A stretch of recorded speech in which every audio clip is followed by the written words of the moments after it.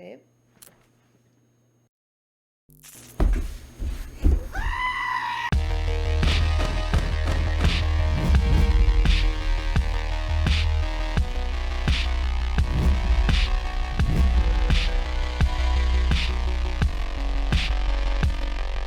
Alright, what's up guys? This is Choppy Flops. We're back again covering another episode of Loki.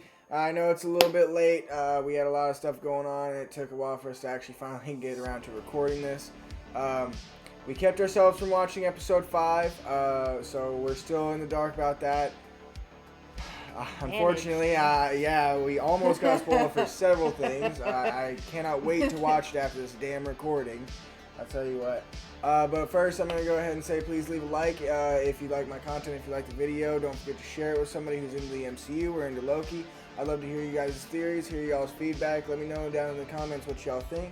Don't forget to subscribe and hit that notification bell so that way you're notified of all my upcoming content. And just a fair warning, this video is going to spoil pretty much all of episode 4 of Loki. So if you haven't watched episode 4, go ahead and watch that now. If you'd like to, you can watch our videos right up there and kind of get caught up on where we're at on the whole thing and see what our theories are.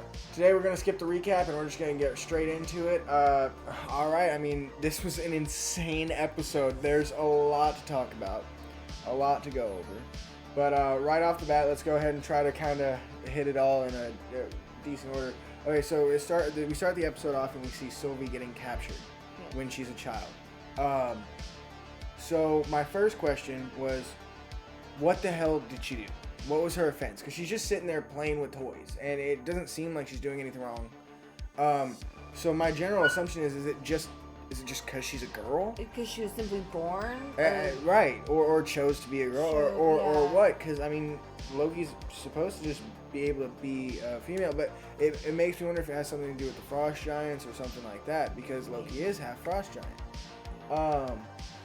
Another thing that I wanted to mention that I noticed during that whole scene was, how does her clothes still fit her? Like, how did her clothes grow with her, and how did she end up still having Asgardian clothes when she's older? Well, she's magic, Now, later, I did think about it when she mentioned that she kept running through different timelines. Maybe she at some point went to Asgard or even went to Ragnarok and grabbed some new clothes or something. Like her mother's clothes, maybe? Yeah, or something like that. Now, one thing that I did notice is it puts us through that whole processing segment of her having to go through stuff that Loki did in the first episode. But it's so much more depressing. Like, it's so much more sad seeing a kid go through it. Like, it's like, damn, dude, they don't give a fuck, man. They don't care who they're doing this to, what, age, gender, anything. They're just being complete assholes, man. The whole TVA. The only thing they didn't show is, like, the words she said. But, like, I wonder how short that stack was compared to his. Right, seriously. Yeah, seriously with how young she was, yeah. But we see that she's actually being taken in by the director, the current director now. And she escapes and, takes her shit and escapes. And so we kind of see that that's why she feels this personal vendetta against Sylvie, and why she's so hell-bent on going and getting this variant and getting it, pruned. And kind of at any cost, too, because she's willing to let... But clearly there's somebody else pulling the strings behind her and behind even the timekeepers now. So I mean, what timekeepers, right? But I mean, yeah, I mean, we see that why she's so obsessed with her, but there's got to be some reason that the TVA exists as a whole, and I'm sure we're going to get something about that either in episode 5 or in episode 6. But speaking of the timekeepers, we actually, right before the logo, we get their first appearance in the show. They kind of show up and they're just got red glowing, not even red glowing eyes, but like the room's glowing red, and like the whole thing is just this creepy, weird aura, and it's so spine tingling. Like the moment I saw it, I started watching and I was like, I don't know if I'm gonna be able to make this episode. I was laying down on the couch, I saw that, I was like, okay, I'm in. Alright, let's go. I was ready to go after that, man. That was so exciting. I'm almost kind of sad, though, that it wasn't road lizards. Yeah, I know. That was the theory that you were clinging to. Yeah. But okay, so after the logo comes up, we see that the director is talking to Mobius, and she is just lying out her ass, just nonstop, lying about C20. You're lying about C20. You can clearly tell that she's bullshitting. Maybe not about the fact that she's dead, but at least about the fact that of how she died. She was rapidly declining and couldn't speak, couldn't handle herself. It was very obviously somebody just, coming up with the story as they go along. She's just feeding Mobius a bunch of crap, and it's like, damn, like you thought that they could kind of trust each other, but now you see that she's totally in it for her own gain. She has her complete own agendas. We find out later that C20 actually is probably not really dead. She's probably, well, we'll get to that. But anyway, this kind of sparks Mobius's curiosity and gets him set on the trail of doubt that kind of helps him along to get where he needs to get later in the episode. But okay, so Sylvie and Loki, we kind of get to see them where on Lamentus 1, see what's going on there. And of course, as I said, the TVA finds them and picks them up and saves them, just like I called it, just like I thought. Now, it wasn't exactly like I thought. It wasn't them just, finding the apocalypse, but what did happen was kind of interesting to me. So they have a moment and they kind of start to fall for each other when they, start to talk about what makes Loki a Loki, and, that it's never giving up and that pride. And they have a connection, almost like a spark. Yeah, they literally start to fall for themselves, and that that those two extremely mischievous souls falling for each other, that as a unit is just, it breaks the world, it breaks the universe, and so it branches the timeline like they've never fucking seen. But a couple things while they were on the moon that I wanted to talk about. Sylvie kind of has an Asgardian accent. Just like, because, and I only noticed this because I thought it was kind of cool, her and Hela both say goddess as goddess and stuff like that. And I just thought that was kind of interesting that they actually, paid attention to the detail to, make her actually say it that way. And yet it's interesting because she has a bit of a different accent to go with this. You can see that, like, that when you're younger you have an accent, but when you get older and you live in a different place, you have that bit of a different... Right. I like it. It's a different dialect. Exactly. Now, another thing that happens during that is we find out that it took her a while to realize that she could hide in apocalypses. At first she was just jumping from place to place, getting just on the run. And then eventually she realized she could use apocalypses to hide, and so she just jumped from those. While she's explaining all this, we see some amazing imagery of them sitting there and the planet coming at the moon, and just, it looks so damn good. The imagery kind of scary too. Yeah, but the imagery in the show is just stupid, amazing. Like it all of it is good. The color, the cinematography, the composition, just everything is amazing. So they get caught. Because the TVA finds them, saves them, brings them into the TVA.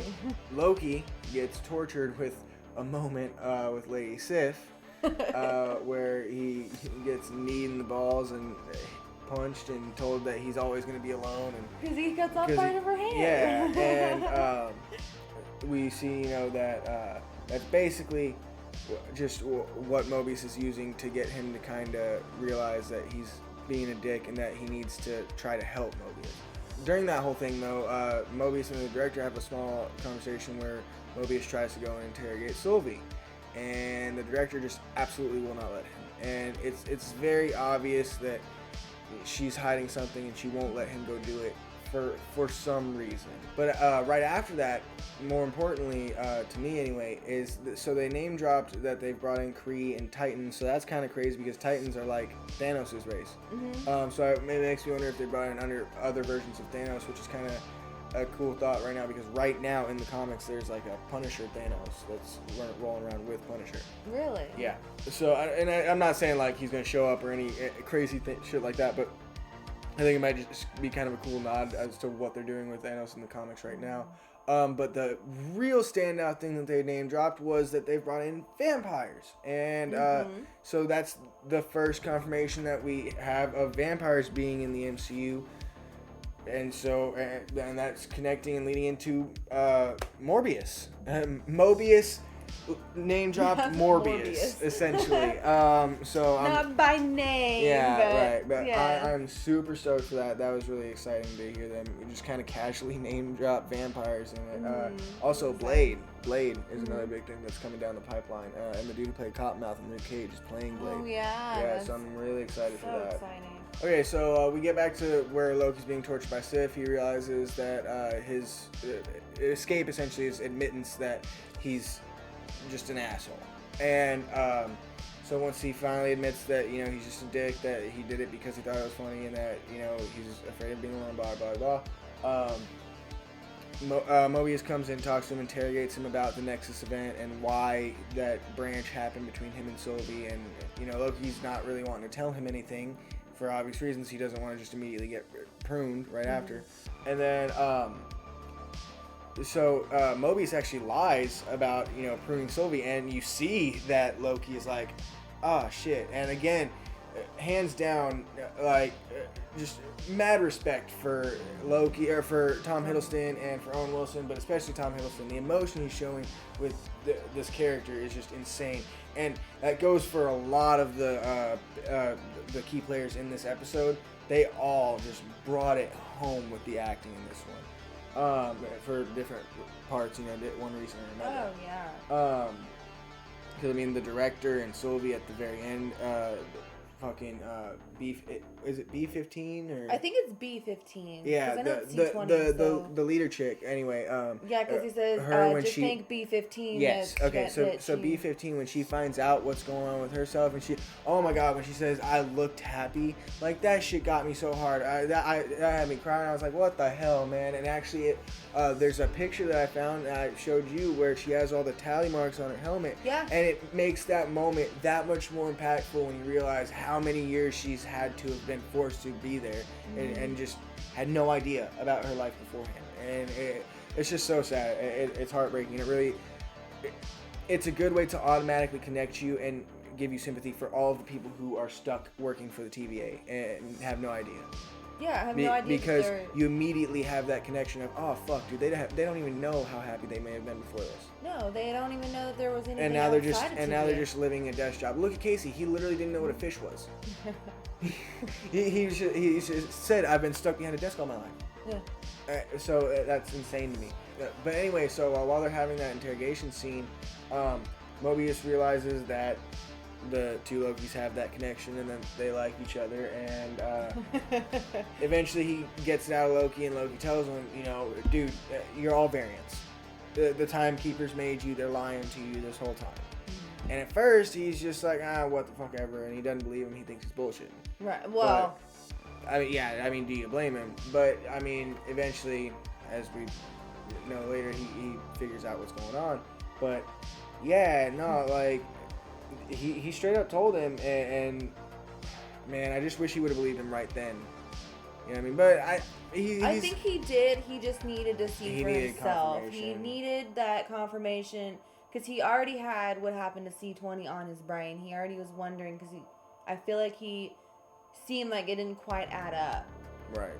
So he always has trusted that director, and now all of a sudden, you could tell that him and B-15 were both starting to question stuff right around that time, around the same time, both, and with her in the hallway just trying to think of everything because of what happened to her in Rock's cart when she was taken over in her body. She saw her old memories, and she was like, what the hell?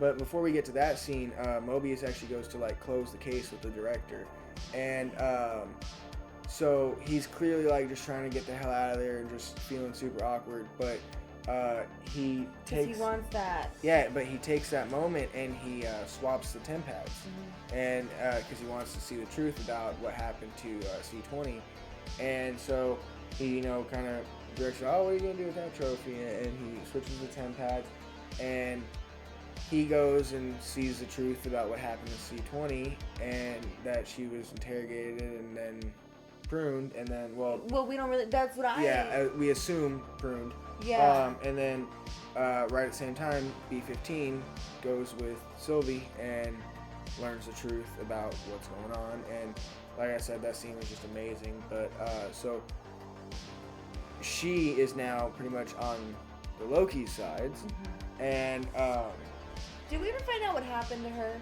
to be 15? She didn't get pruned. She just got knocked out, right? No, I think she got pruned. Did she? I believe so. Because I just know she was fighting, and then all of a sudden it switched over. I didn't know if I just didn't catch it, but then it switched over to the Lokis. I think she did. I don't know. I'd have to watch it again, but I'm pretty... Well, we'll find out in episode 5. But yeah, I'm pretty sure that she did. But, I mean, either way, they clearly aren't dying when they get pruned. We find that out. Yeah. Which is awesome. Yeah, I know. Especially for Mobius. That was so sad. Yeah, speaking of Mobius, after he finds the truth, he goes to Loki. He's like, hey, look, I need your help. You know, I trust you now. This is what's going on. And then he stands up to the director and is like, look, you know, if I could be anywhere, he answers her question, if I could be anywhere, any place on the timeline, it'd be in my old life, where I was probably happy and probably had a life, and who knows what else. You know, I was probably riding a jet ski, and he was like, oh, you know, he was all excited. Yeah, I'm probably just riding around my jet ski, and then all of a sudden, boom, pow. Dude, I just out loud, no! Oh, man, that killed me seeing But the look in her disappear. eyes when she said, prune him, and like... Yeah, it was like she barely cared.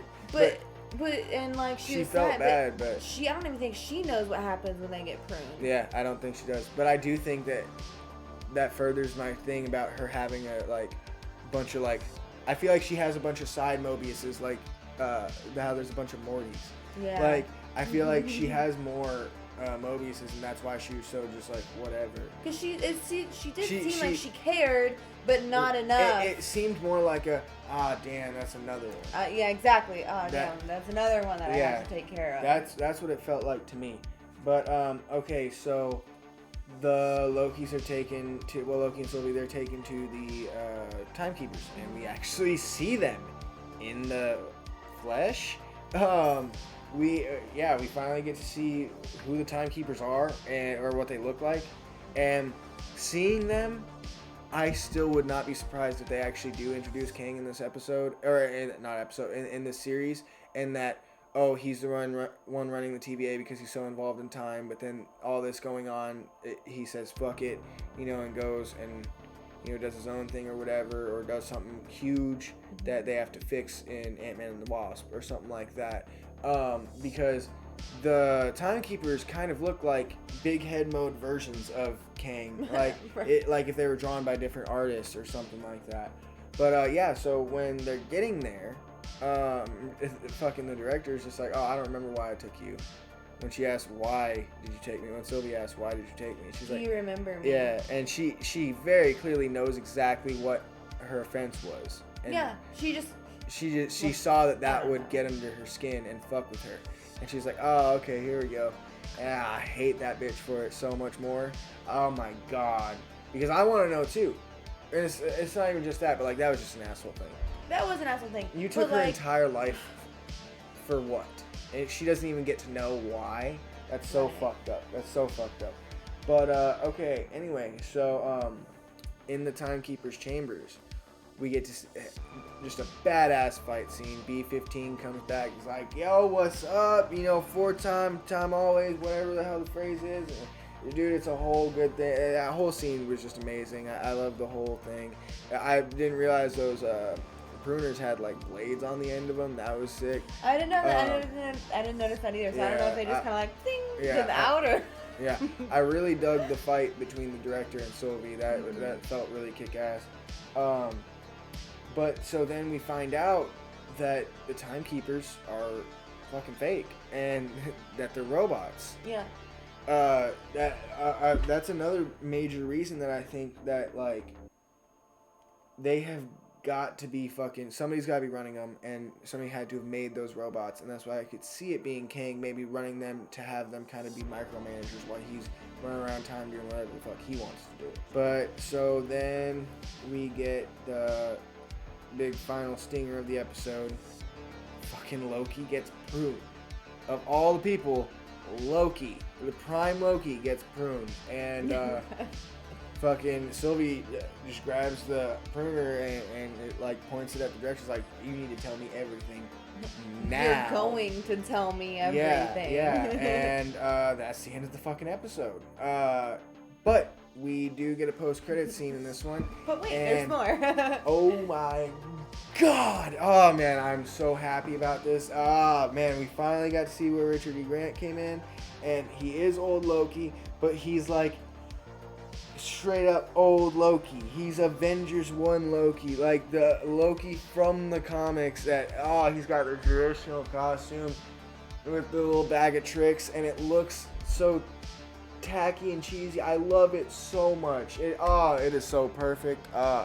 I cannot wait to get a freaking pop of it. I cannot freaking wait. And then we get Crocodile Loki, and then we get Kid Loki and Black Loki that looks like he's got a freaking Mjolnir, a type of Mjolnir that's like a piece of a railway and a wrench or something. It looked crazy weird, like some sort of steampunk Loki that has, I don't know.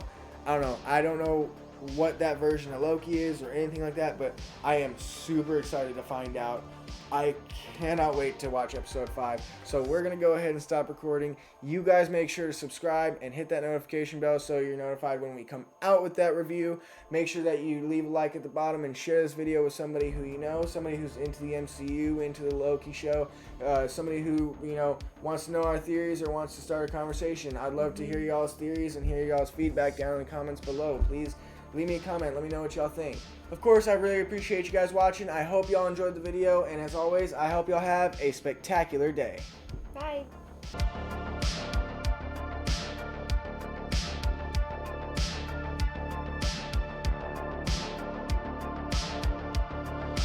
I do it with you. Because one of these days, I'm going to take over. Yes.